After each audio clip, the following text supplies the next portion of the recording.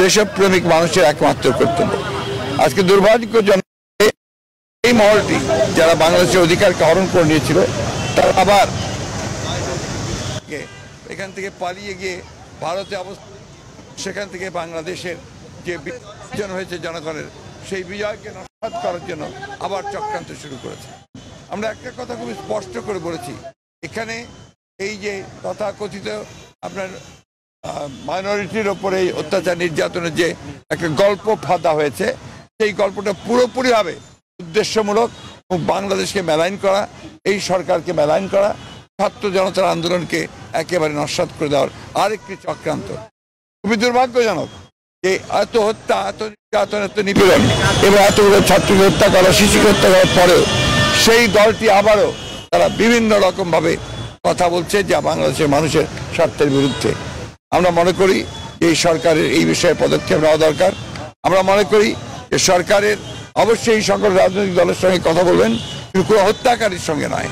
যারা ছাত্রদের হত্যা করেছে, যারা শিশুদের হত্যা করেছে, যারা রাজনৈতিক নেতাদেরকে হত্যা করেছে, তাদের বিরুদ্ধে জনগণ আছে এবং এই ব্যাপারে তাদেরকে সর্বাত্মক কোনো ব্যবস্থা নিতে গেলে সরকারকে আমরা অবশ্যই সহযোগিতা করব।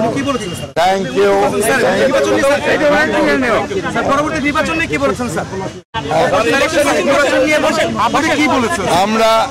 আমি একটা কথা বলি, নির্বাচন নিয়ে আমরা কোনো কথা বলিনি, কারণ আমরা বলেছি যে আগেও বলেছি, আপনাদেরকে জানেন যে তা একটা নির্দিষ্ট সময় লাগবেই এই আপনার নির্বাচনের জন্য উপযুক্ত পরিবেশ তৈরি করতে। আমরা তাদেরকে সেই সময়টি অবশ্যই দিয়েছি এবং আমরা তাদের সব বিষয়গুলোতে সমর্থন দিচ্ছি।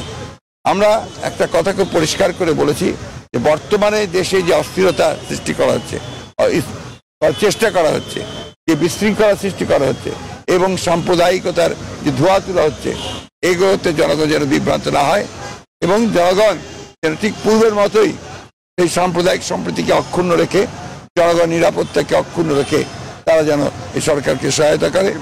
আমরাও পুরোপুরিভাবে তাদেরকে সেইভাবে সহায়তা করে যাব। সরকার তো কাজ করছে, আমরা তো সেটা আশ্বস্ত। ধন্যবাদ।